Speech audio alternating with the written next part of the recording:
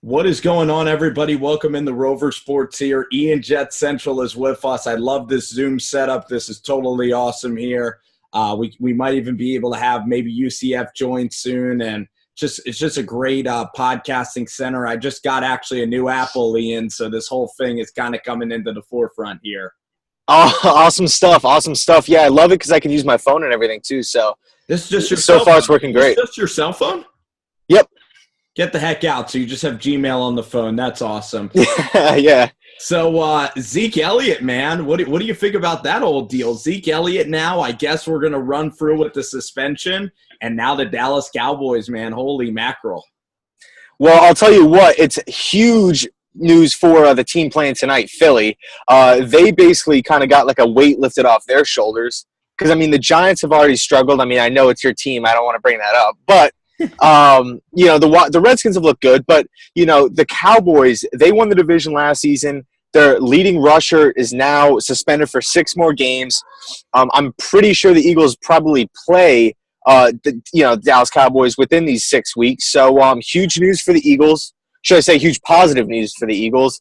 And pretty crazy stuff. I was not expecting it whatsoever. Yeah, I mean, it just kind of came through and kind of hit us. You kind of forgot a little bit about Zeke Elliott. Also, DRC, Dominic Rodgers-Cromartie, also suspended for the New York Giants. We just always are keeping news. It's never positive around here. It's funny. It's like the roles are reversed, and your team is now rocking the New York Jets. I know. Yeah, so the New York Giants, I mean, how long do you think Ben McAdoo, you think if it's 0-7 that they're going to pull the plug on Ben McAdoo?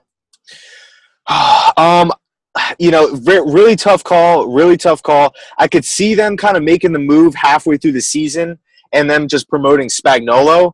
But at the same time, I think they want to have a plan in place before they just fire him because, like you were alluding to before in your video, or your Giants ran a couple days ago, the owner and the GM could potentially make an excuse by having OBJ out and Brandon Marshall out and stuff like that, and basically just saying, hey, since you don't have your top 2 wideouts, we'll just give you another chance. But I don't know, it's kind of up in the air.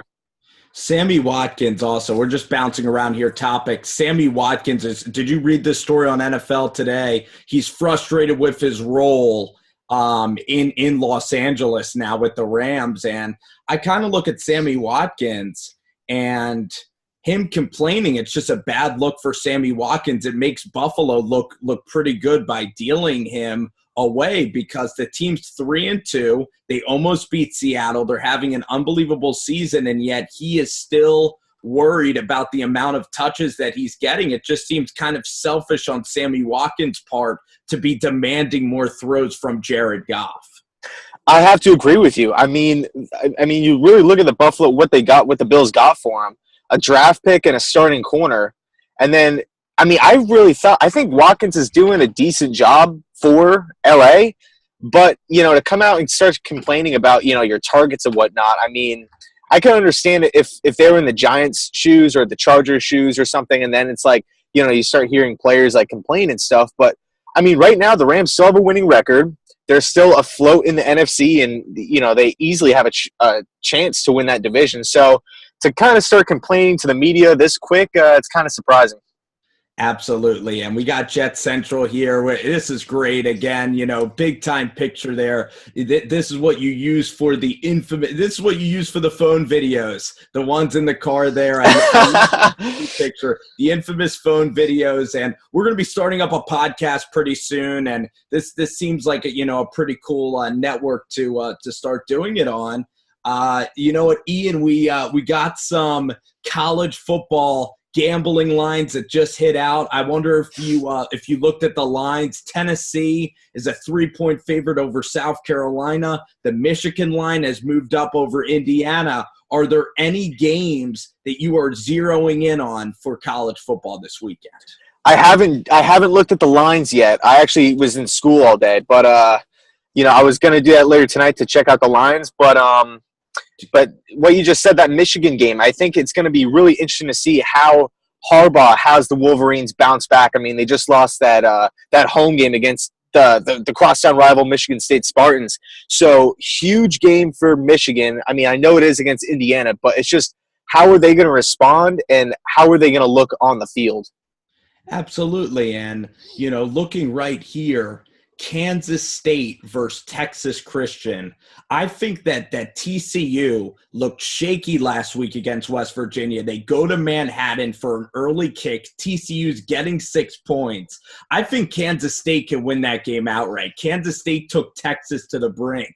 So that's one of the games where I look at Kansas State winning that football game. Then I look at Texas, Oklahoma. Oklahoma lost to Iowa State, and Tom Herman, he's really doing a tremendous job, really, with this Texas team. They've come so far from Maryland. I could see Texas and Kansas State winning outright, and the Big 12, I think, is in big time trouble of not getting a playoff team in this playoff. Yeah, I like the Big 12. It's actually my favorite conference out of the Power 5. I just am extremely entertained every time I pop on a Big 12 game.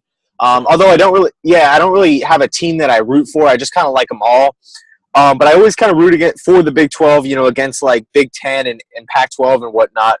But yeah, I know Texas Tech, I believe they're playing West Virginia. That could be a big game for Texas Tech because they actually just got ranked. I think they're 23 or something. But anyway, if they can get a notable conference win over West Virginia, they can maybe move up into I want to say spot 18 or 17. So you could be looking at them. I don't know if you've been watching Cliff Kingsbury teams, but usually they play zero defense. And this year they're not scoring as much. They're kind of holding the ball with Justin Stockton and kind of running it more. They have this tall 6'5" kid, Nick. His last name's escaping me, Shimonik. So Texas Tech now with Cliff Kingsbury, if they could play defense, Cliff Kingsbury to me, and he's been disappointing in his time from Texas Tech, even though he's had Pat Mahomes. They've been kind of a joke defensively, and maybe they're turning the corner this year.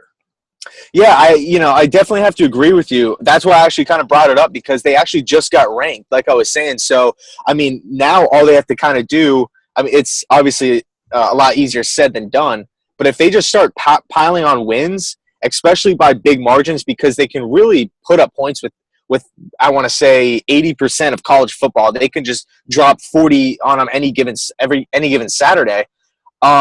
They could definitely be a team to be reckoned with now. Like you were just saying that they start playing defense and whatnot. So I'm excited for Texas Tech. I like Kingsbury as a coach, although he's somewhat disappointed in the past. But just because it's the lack of defense, and there seems just to be no sense of urgency, at least on that side of the ball. It's just kind of irritating for some Red Raider fans. But, overall, I think that they're a good team this season. And the Big 12, I think they have a lot of teams in that conference that can potentially knock off, the big bad teams of the SEC and the Big 10 and whatnot. So, Ian, you're using also to film this video, you're turning the phone like this diagonal, correct? Correct. Yep, I like that. That's a game changer. One more question for you, Bud, before we head out, before I let you go throw the football before Thursday night. What a Thursday night game. Tony Romo again on the call. You got to like Romo, right? Oh, yeah, he's doing a tremendous job. It's crazy because, he's already one of my favorite guys to listen to, and this is his first season doing it. It's not like he's some seasoned veteran up there, at least with, play calling. And what do you think of – it's crazy how people in the offseason, they kept on saying, oh, this is so unfair to Phil Simms and why are you thrusting him into the limelight so quickly? But yet those people could easily hide once Romo turns out to be successful. There's no punishment for saying, oh, Romo's getting this way ahead of schedule. Yeah, I agree with you. I mean, hey, I'm just kind of looking at it like this. If one guy comes in and does a good job and you have people talking and raving about his work, then he should get more games. It's kind of really that simple to me. Yeah. Ian, I wanted to ask you here a couple rapid fire questions. So DeShone Kizer, if you were DeShone Kizer, do you think that Hugh Jackson is thinking about benching DeShone Kizer in the long run and saying, I want to test out this guy's psyche. I want to see how mentally tough DeShone Kizer can be after benching him. We're going to go back to him. I just want to see how he handles this adversity. Or do you think Hugh Jackson is literally I'm going to get fired if Kevin Hogan can't win me a game? So does Hugh Jackson, do you think he has long security? And what is this whole DeShone Kizer ploy? Is it just to test Kizer, or literally they think Kevin Hogan, they have to win right now or Jackson is fired? I think they have to win right now or Jackson is fired. I mean, you look at what Jackson's record has been these past 2 seasons with the Browns, 1-20. And of course, they don't have they don't have as much talent as, the Patriots and the Giants and, all these teams with notable names on them. But you go ahead and you look at teams like Indianapolis. They don't have that much talent, and Andrew Luck's gone, but they're still competitive and able to win games. Shanahan's a rookie head coach, comes in with, the 49ers don't have much, and kind of same situation. He's pushing the opposing teams to the brink. McVay has had a lot of success, and you can make the argument what's going on in Cleveland. Why isn't the same thing happening there? I do think Hugh Jackson feels pressure from not only his team but the fans, and basically just the city of Cleveland. Just like, why we need to win now. We had the whole 1-15 season last year. We're starting out 0 whatever this season. We need to win now. We have to make a change. And in regards to Kizer, I think the one thing that people always forget when it comes to DeShone is I'm 22. Kaiser's 1 year younger than me, and he's an NFL quarterback. With realistically, he doesn't have that many weapons. He's a rookie. I think he should have stayed in school, and I think he has a lot on his plate for being 21 years old, being the starting quarterback of the Browns with really nobody to throw to. The front office kind of let the Browns down by not bringing in Terrell Pryor or re-signing him. I know he's having a down season with Washington, but I still think he's better than everyone on Cleveland right now. I would just say give Kizer a chance and just let him try to work his way through. But I think right now he's not ready to play. I just think he's definitely more athletic, and he passes the optics test as opposed to Hogan.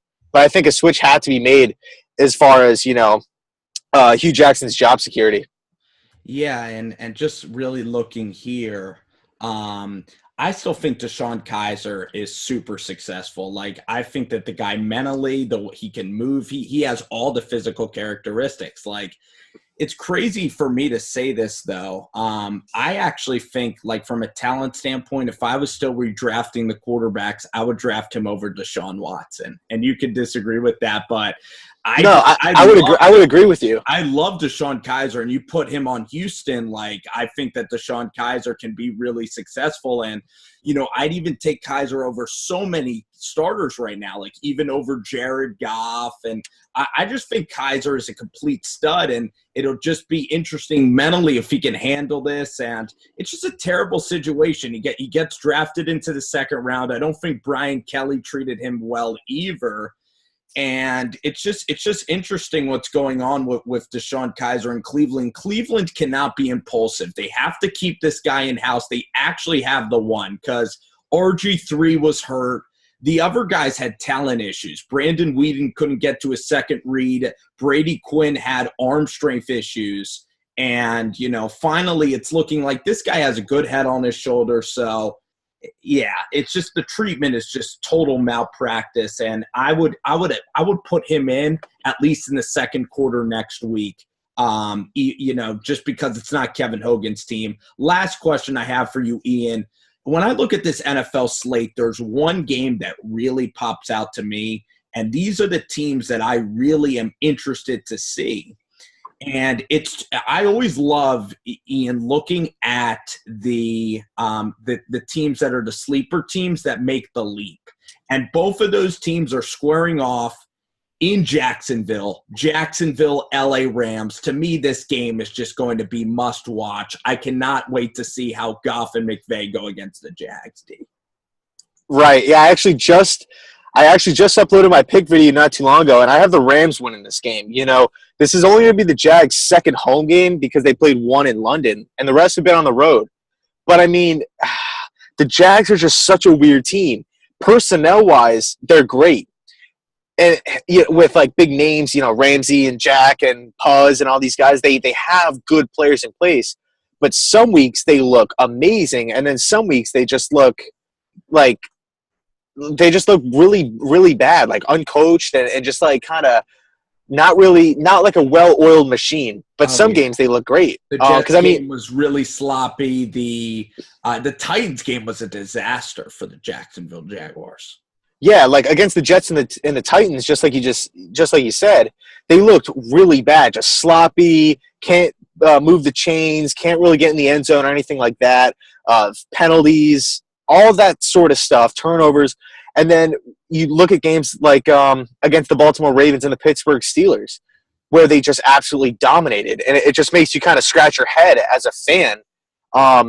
And just say, what's going on here? Like, why do some games we just match up great with some teams and just smack teams around, and then other teams, less talented teams like the Jets, they struggle with? So it's definitely a really interesting situation, to say the least. But I think the Rams get back on track in Florida Sunday. JC, man, Jet Central 24, Jet Central. Yeah, I'm just calling you Jet Central, man, and I can't wait for our pod. You're going to start asking me these questions soon. It'll be a back and forth interview process, and it's going to be great. It's going to be great. It's rolling really well, and I'm going to throw this on the channel right now. Going to get to it before I forget. Got to stay on the ball here, and listen, enjoy playing and watching the game of football tonight, my friend. Thanks, man. You too. Yep, we'll see ya.